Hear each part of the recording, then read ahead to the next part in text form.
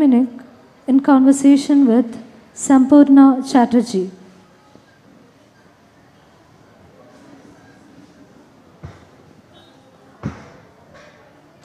Robert Minhinnick is a prize-winning author of more than a dozen volumes of poetry, 4 volumes of essays, and 3 works of fiction.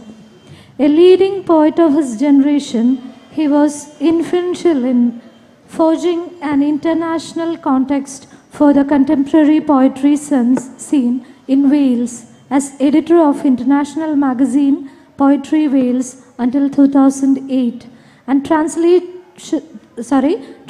of the work of his Welsh language contemporaries. His most recent poetry collection, Diary of the Last Man, was nominated for the T.S. Eliot Prize and won him his 3rd Wales Book of the Year award. His debut novel, Sea Holly, was shortlisted for the 2008 Audergy Prize. The Keys of Babylon is a collection of linked stories giving voices to migrants around the globe. His second novel, Limestone Man, is a gripping story of a man who tries to connect past and present on his return to Wales from Australia. Robert Minhinnick has written on environmental issues in Wales and around the world and is the co-founder of Sustainable Wales. A very warm welcome to you, sir. Sampurna Chatterji, based in Thane near Mumbai, is a poet, novelist and translator. Absent Muses, Poetry Wala Mumbai, 2010, are a few of her poems, and Three Brothers and the Flower of Gold, Mullah Nasruddin, are some of her fictional prose. She has 14 books to her credit and hopefully a few forthcoming. A very warm welcome to you, ma'am. Thank you so much. This is the problem with prolific writers. Every time you're at a session, the number of books, so it's already 16. Thank you for that introduction. Thank you to all the people who have turned up on this afternoon to listen to 2 of us talk. It was supposed to be 3 of us. 1 of us is not here. Horatio couldn't make it. So what I thought is, we have been given a theme. Perhaps you could shut that door so some of the noises don't come in. It was supposed to be a 3-way discussion on the theme Home and Away. But I'm going to take full advantage of having Robert to myself and use this opportunity to introduce to you who have not read his work some of the themes that you will find in his work across several genres, and basically get him to share his ideas on those recurring themes and correlate that back to Home and Away. I met Robert for the first time in Kerala, so it's wonderful to be back here after 8 years? In 2011. 2011. And the one thing that is not on his wonderful bio is that Robert is an intrepid traveler. So despite disaster, diversion, detour, delay, he will find his way to where he's supposed to be. Like you turned up at our venue for the poetry workshop with just a magic password, House of Sparrows. He was at the venue before we were. That, I think, says a lot about Robert's adeptness at landing on his feet, negotiating the complications of an unfamiliar terrain, and of course, his life, his experience of having worked across many, many different fields, some of which we will touch upon this afternoon. So, possibly my experience of getting on the wrong aeroplane as well. That was, yeah, that was, I think, intrinsic key to the adventure that led him back to Kerala. So, you know, this whole thing I've been rereading because I have been rereading some of Robert's work in preparation for this session, and even in a book of stories like the Keys of Babylon, I was struck by the variety of the crisscrossing of locations that your characters move between and across. So there's Albania, there's England, there's Baghdad, there's Guangzhou, there's Barry Island, Wales. There are these remote places in America, Wild Horse, Flagstaff, there's Vilnius in Lithuania. And all of these made me wonder, Robert, because I do know how deeply located you are in your home, which is Wales. I cannot but ask you, where are you most at home? Well, I am deeply located in my home country, which is Wales. I was born in 1952. I was not born Welsh speaking. All of my writing is done in English language. What Welsh language translation I've done, I've had to learn slowly and rather painfully, but it's still one of my great enjoyments in life to be able to try to translate from the original Welsh. But I live in a town called Porthcawl, which does have a Welsh-speaking community, a very rather conservative community, and it's distinctive. It has a fun fair which goes almost all year round, and geologically it is distinctive. It is an area of sand dunes set between the mouths of two rivers. This thing about knowing very clearly where you belong, what is most home to you, and that sense of being rooted in Porthcawl. I have visited Porthcawl, and you've shown me a bit of the promontory and the fun fair that features so recurrently and so vividly in your prose and your poetry. I wanted to ask, how do you relate this sense of being rooted to your equally powerful and often disturbing explorations of what it is to be homeless? You have this powerful line in The Keys of Babylon where you write in one of the stories, the opening story actually, where you say, yes, that was the problem with the homeless. They never went home. And there's a terrible, like, heartbreaking accuracy to this, and it makes me think this isn't the, you know, the fashionable, intellectual, transcendental homelessness that you talk about when you talk about the novel. This is really the disturbing reality of being unwanted, being translocated. So how does writing about the displaced and the migratory, for example, relate to your great sense of rootedness at home? Well, because I feel a rooted individual, and that can be very important for a person's art. It can be good, or that can be prove detrimental at times.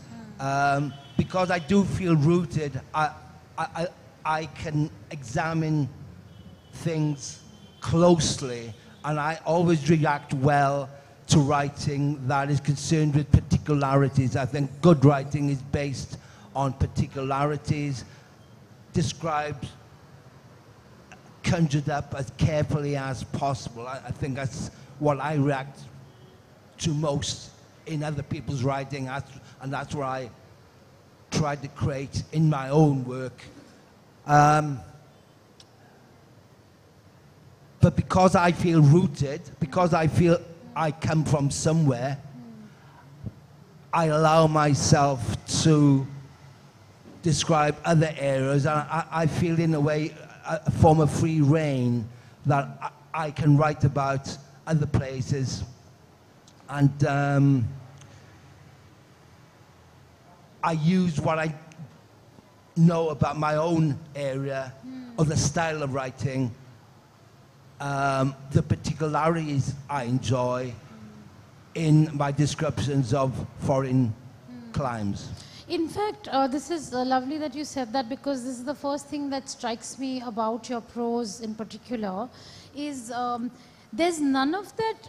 Very often the word home, or the concept of home, we tend to imbue it with a kind of warm, fuzzy, sometimes nostalgic an aura of mystification. You have none of that, because you subject every environment, whether it is the familiar or the strange, with that concretization. There is in your work this powerful desire to name and to know. Yes, naming things, I think naming is the essence of poetry. The home, I feel, doesn't have a fuzzy feel. My home doesn't have a fuzzy feel in Porthcawl. My life doesn't have a fuzzy feel. My life feels rather uncomfortable at times, which is good, and creative. But I don't like that fuzziness. I don't like fuzziness in language, and that's what I try to avoid. Sentimentality or a fuzzy feeling about home has got no place in my own writing. Yes, and that comes through very strongly, and is one of the reasons why no matter who you are, when you pick up, say, a book of essays by Robert or his poetry, which is absolutely fabulous, you are able to find your way in this very unfamiliar terrain. So the reader is able to grapple with what may be an absolute unknown. So Robert's work gives you the kind of, you feel tethered and you feel that here is a place that I can walk through without getting lost. But what also happens very interestingly as you travel through his books, as I have been doing, across genres, is that you come across recurrent locations, recurrent obsessions, and also a return to certain key pivotal events in recent history. And for me, when that happened, Robert, I kept thinking, there is that strange sense of recognition, because you say, oh, I've read this in that poem and now I'm reading it in a piece of prose. In a piece of prose. Yes, I repeat myself quite a lot, actually. I like that. It's not repeating yourself at all. It's almost as if the need to revisit certain key places and key moments comes from a desire to revisit the same thing through a different lens. So could you talk a little bit about this revisiting? Well, maybe the clearest example of what you're talking about, I think, is my use of the metaphor of sand. Sand appears in all of my writing, prose and poetry. Sand is ubiquitous all through my work, I think. And I'm constantly fascinated by what sand reveals and what sand conceals. The sand around Porthcawl is mobile. It moves a great deal, especially after storms and bad weather. And history can be revealed that has been hidden or concealed for maybe thousands of years. But it can also be a very recent discovery. That sand can cover things that you thought were part of your life, but one day you wake up and they are hidden. But for how long, you don't know. And I think there is this desire in you to also uncover that hidden, to excavate perhaps the forgotten. I'm thinking here of, for example, your return, as it were, to the Amiria bunker. So you have a short story, you have a short essay on it, a very disturbing essay called The Thief of Baghdad, and you have a suite of poems about it. So if I may ask you, because I would of course urge everyone to read the essay, which has a very, it's chilling and it's essential. And a lot of what Robert does in his work is make you confront these chilling, essential things that you would prefer to be covered, prefer that it would be forgotten. But Robert unveils it through his very careful scrutiny of what it is, what it means, what it relates to. So if you could read Amiria's suite, I think they'll get a sense of some of the things you attempt in your writing. Well, Amiria's suite is 4 poems, and I'll read the first one to begin with. It's set in the Amiria bunker in Baghdad that was bombed by the American Air Force in 1991, I think. And 400 people there were incinerated because the escape routes were fused together and nobody could find release. So This poem that begins Amaria's Suite is called after the stealth bomber, Umgarda in the Amaria bunker. And Umgarda was my guide when we visited our party in Baghdad, visited the Amaria bunker. It is years later now, but time can also run backwards.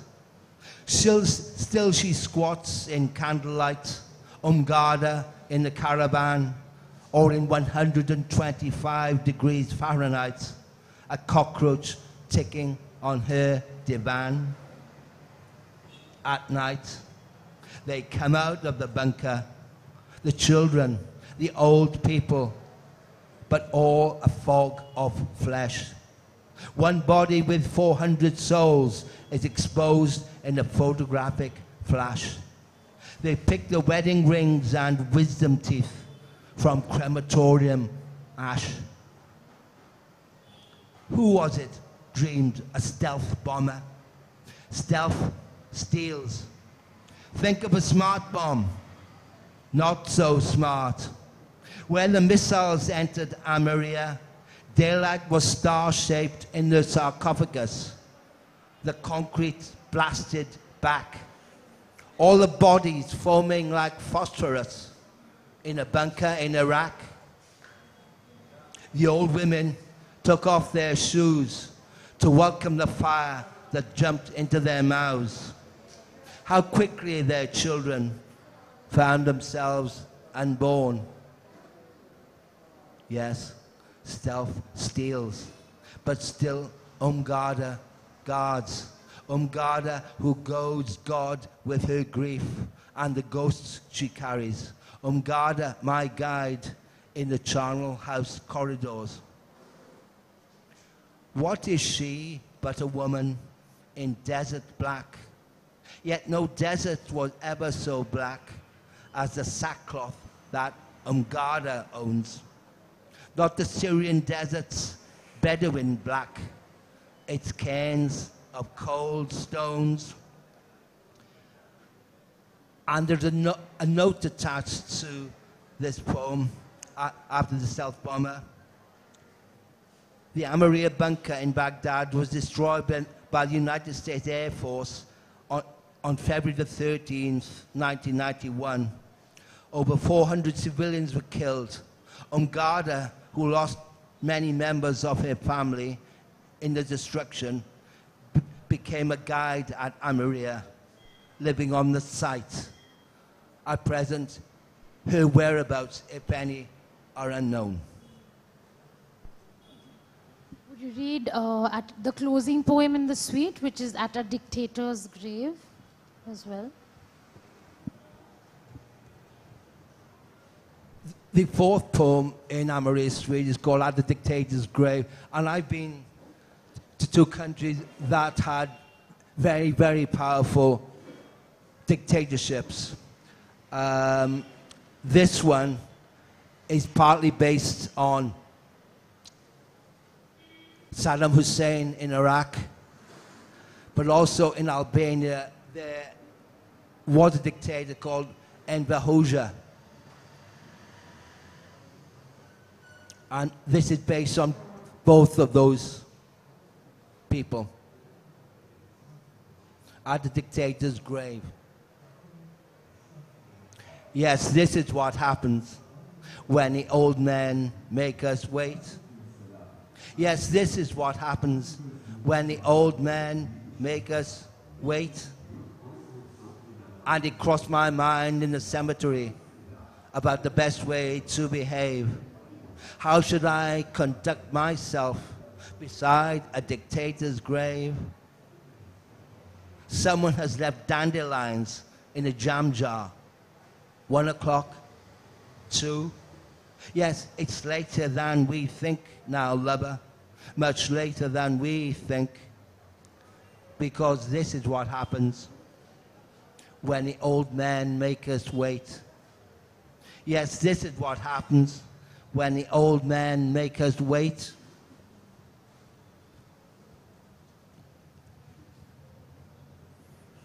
And it crossed my mind in the cemetery about the best way to behave.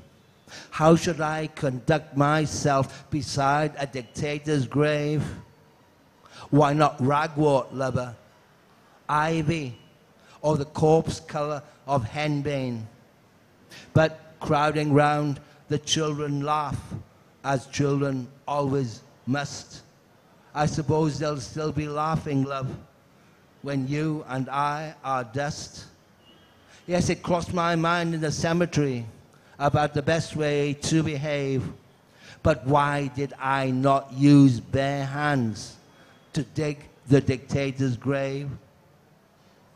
Because this is what happens when the old men make us wait. Yes, this is what happens when the old men make us wait. I dreamed I saw our leader, lover, as he was driven from the scene, mottled like marble in the back of a German limousine. Yet all our lives we've had to drink green water from the grave. Yes, it's later than we think now, lover, much later than we think. Thank you, Robert.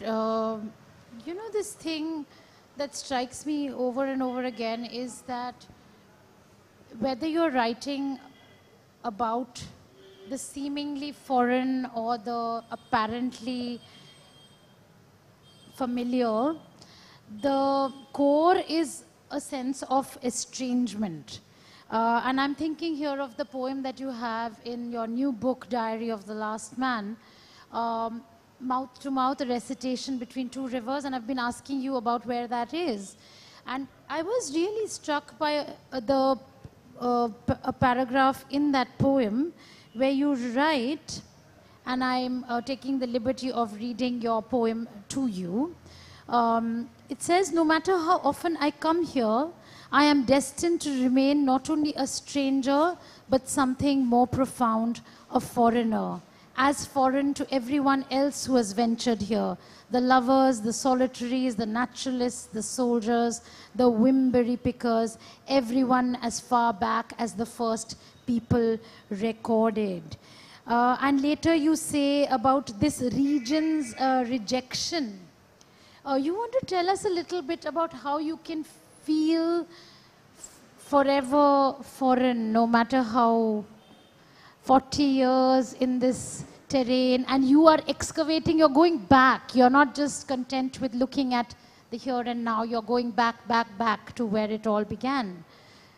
I think I feel a sense of alienation, whether I'm at home or away from home. I don't think that's a bad thing to feel. I never feel comfortable.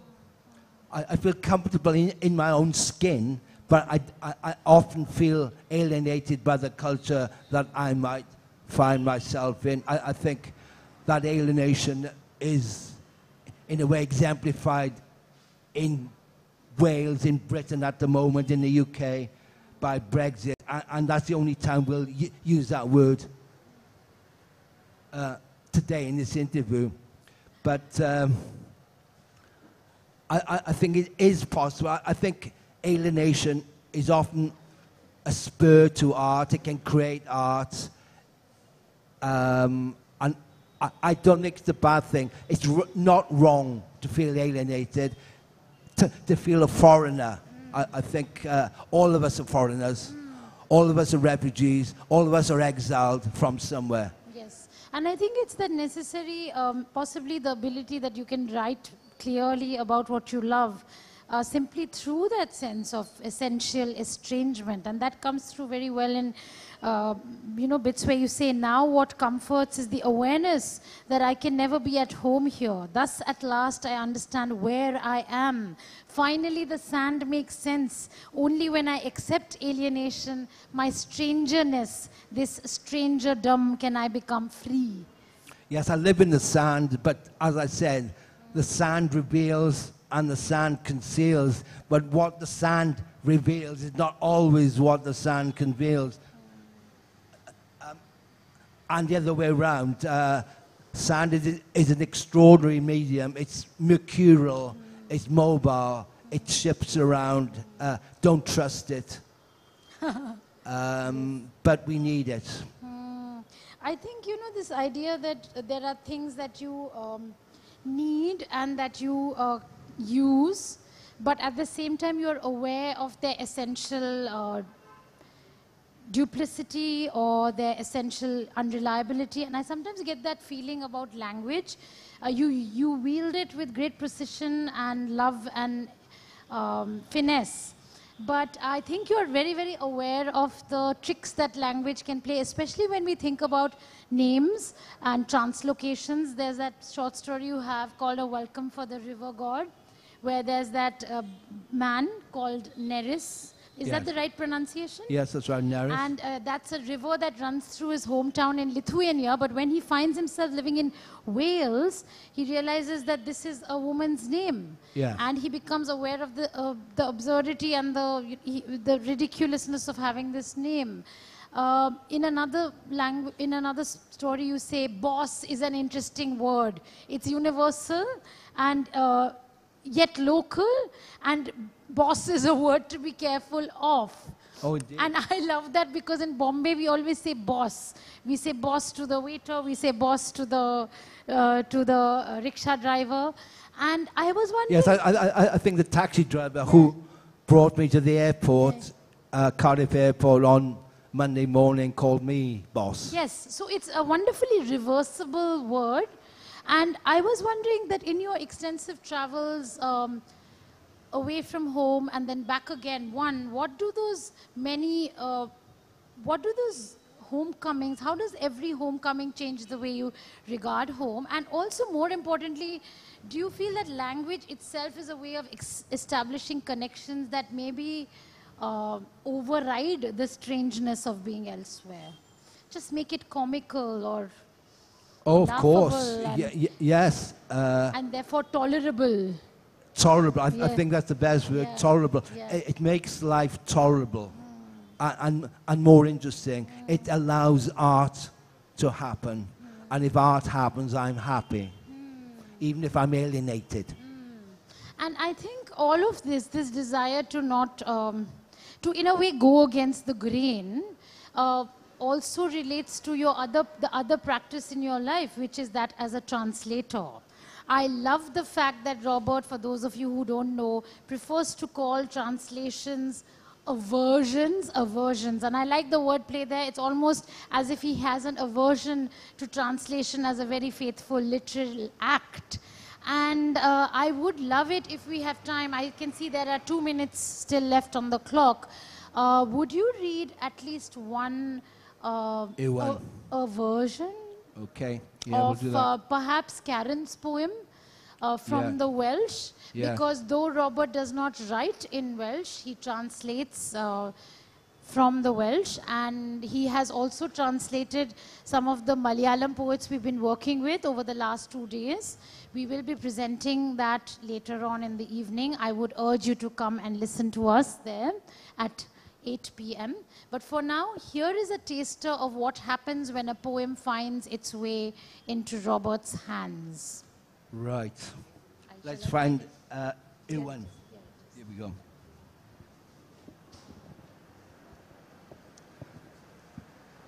Written by Karen Owen about a man who was very good to me and opened doors for me in the Welsh language.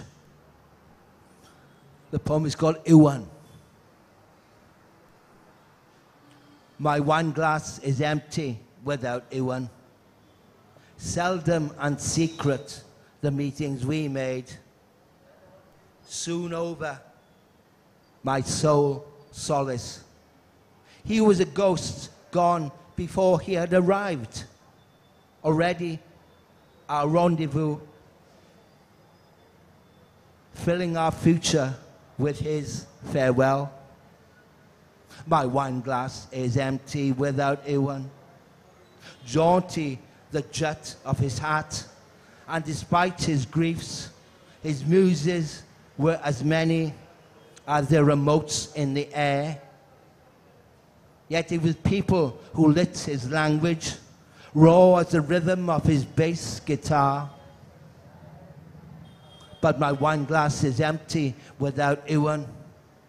Now the syllable of silence perfects the poem. But what is the soul's silhouette?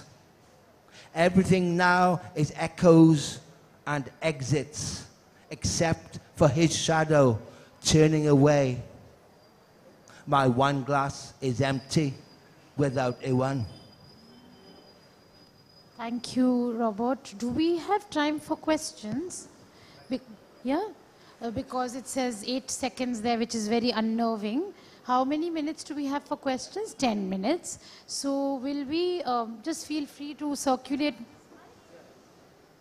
or you can just raise your hand and I will ask your question if you have any.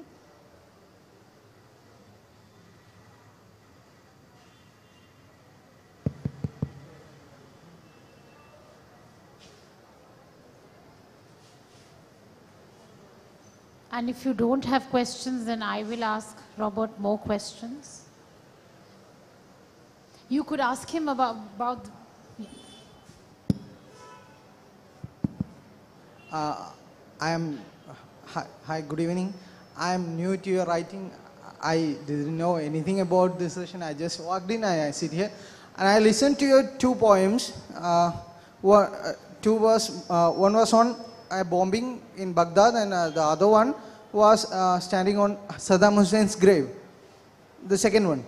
Okay, my question is, how you feel about writing historical events using as a background? What do you feel about? I am trying to be a writer. I want to write about historical events. What is your advice? How to treat them?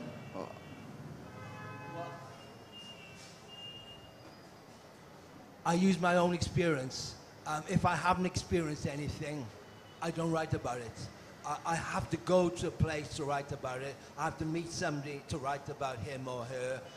It's very important for me to have the first-hand experience, either of a place or a person, to write about them.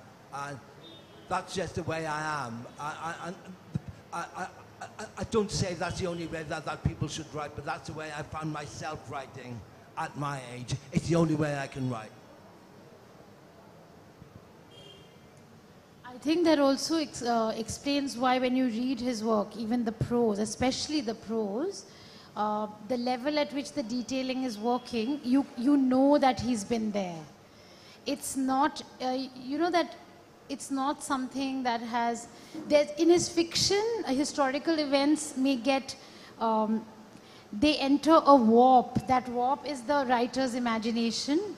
And then he constructs like linked stories in a way that is very interesting. If you're interested in this, you should definitely read The Keys of Babylon, because it's also a very good example of form. What can you do with, say, short stories? What can you do in a way that, how is the short story then different from the essay? Because like I said, Robert revisits the same things, even in these 3 different forms. And in every form, he is giving you something different. Okay, Yeah, so yeah, I think what's important for me to say about myself is I'm not a travel writer. I travel to places, although less frequently these days, but I certainly have never classified myself as a travel writer. I'm a writer, a poet, a novelist who happens to write about Saddam Hussein, Enver Hoxha, and Port Call.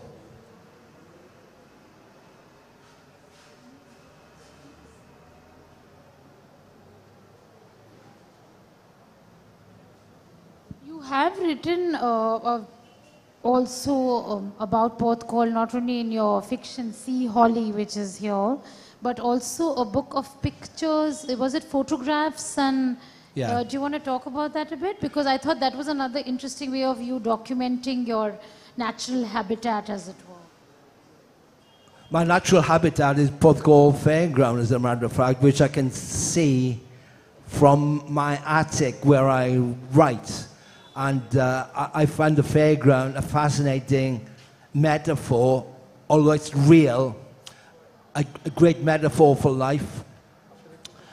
The fairground allows explosions of sexuality, music, bad behavior, inebriation. There's a sense of delirium about the fun fair, which I try to incorporate into my own writing. I think delirium is very good. I think more various, because it's a mind changer. You are not constant. I think I like the feverishness of the fun fair, and that's why I write about it.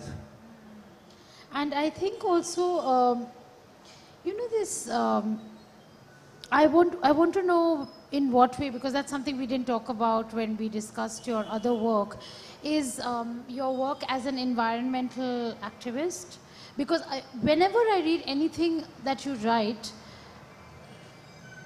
it's almost as if you're looking, the word environment is a very capacious term to you, and you talk about it in cautionary terms, in caring terms, you talk about it in very capacious terms. Do you want to tell us a bit about your avatar as an environmental activist, if that's the right term to use? Well, yes, I'm an environmentalist. I've been co-creators of two different Welsh environmental groups. And the reason for me ending up in Iraq was an environmental reason. I was making a film about the use of depleted uranium for it all being mined in the western states of America and then being used in armaments, in warfare, especially in the Middle East. So there was a strong environmental reason for my presence in Iraq. There was an environmental reason for my trip to Albania. And I was driving an aid lorry from Porthcawl through France, through Italy, into Albania. And that was when Albania was a very, very dangerous, rather unpleasant country. But I think the trip became important, and I wrote about it because of the hardship of it and the difficulty of it. But I had to experience it, as I said. I had to be there, had to go there, I had to touch it, had to smell it, had to feel it to want to write about it. I couldn't have written a travelogue. I'm not a travel writer. I dislike travelogues. I don't like the concept of the description of travel writing. I do something else. I'm not saying it's better, but my work is different. Are there any other questions from the audience? Otherwise, I will carry on having this private conversation with Robert on this public stage. Because, you know, this thing about wanting to, it's almost as if writing itself is a way in which that archival act of salvage, do you feel somehow that writing for you is also an act of environmental caring? Oh, very much so. Yeah. Making art, including literature, it's certainly to do with concepts of sustainability, of preserving forms of life, the good forms of life, communal forms of life. I think art belongs in the community, and I love words, and I mourn the loss of a great plethora of marvellous English and Welsh language words which are not being used now by children or even adults. I think if you're a writer, you understand, or you come to understand, the richness of the languages that we've inherited, and I'm trying to do my little bit to add to that store of not knowledge, but a kind of a treasure trove. Yeah, because you know, it's like when I was reading your stories, I came across so many terms that I'd never heard. Winkle pickers, a particular kind of vulture. I've written them all down in my little notebook, which I can't find. And I found myself reading in a very unusual way. I don't normally do that.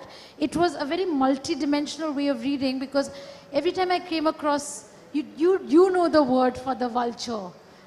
L, it starts with L. It's written in my notebook. I've forgotten what it is. Lammermeer. Oh, Lammergeier. Lammergeier. Yeah, Lammergeier. And I was like, what is a Lammergeier? So I looked it up. So I found that when I read your work, because you are, as you say, salvaging words that have been forgotten, bringing into language the precision that is possible, but that is often avoided simply because it's difficult, or because you think people won't get it, or they won't make that effort. And I find I am enriching every day my knowledge of the world, not just of the languages, but of historical events, of things I didn't know, cultural phenomena. All of those are... Yeah, good. It's not only a form of showing off, although there is an element to that. But no. It's a right of wanting to preserve things for the future, and to use tools which are still in the bag. So use all the tools you've got. Like the word holm, which is a word for stalk. Who would have thunk? It's a word for what? You told me it's a word for stalk. Did I get it right? H-A-U-L-M. Oh, yes. Home. Because this was one of the things we were doing in our translation workshop. What happens when we translate each other is that you pay the closest attention to the words that the poet has used. And that's when you come across the possible... it's not so much a difficulty as a challenge, isn't it? That you're throwing to the reader, and the translator is, of course, the closest reader of any text. Yeah, indeed. The word home is used because it begins with an H, and it's important to have an H sound in that part of the poem. So I knew what home meant, and I thought it was perfect for the poem, even if you didn't know what the meaning of it was. So it's, I think in one of your poems you say the granary of words, and I sometimes think of you, you know, having this granary of words that you keep raiding from time to time and utilizing in your work across genres. So if there's no more queries from the audience or any other questions you want to put to Robert, perhaps now is a good time to end with a poem. Would you like to read another version? You wanted to read the Turkish poet that you have made a version of the poem that you wanted to share. It would be nice to end with a poem rather than with me saying things. Did you find it? Yeah.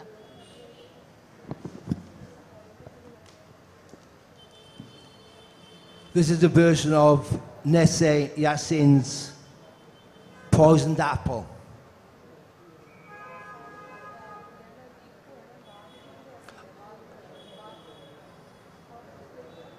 Maybe I existed once upon a time, because once upon a time I was invincible or invisible.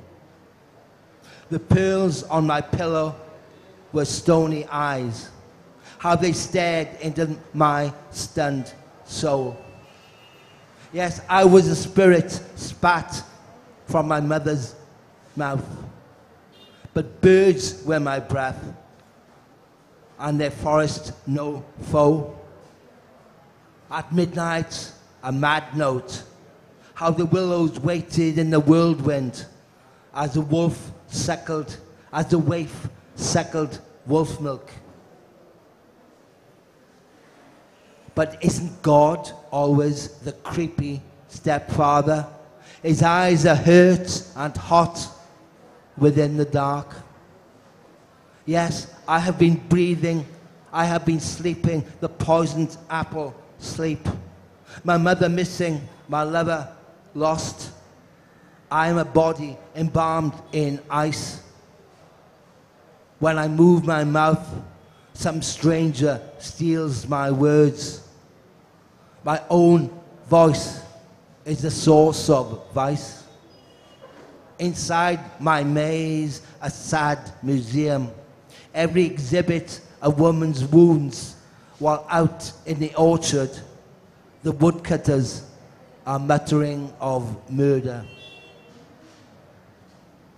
Thank you, Robert, and a big round of applause for Robert Minhinnick. I do believe you will be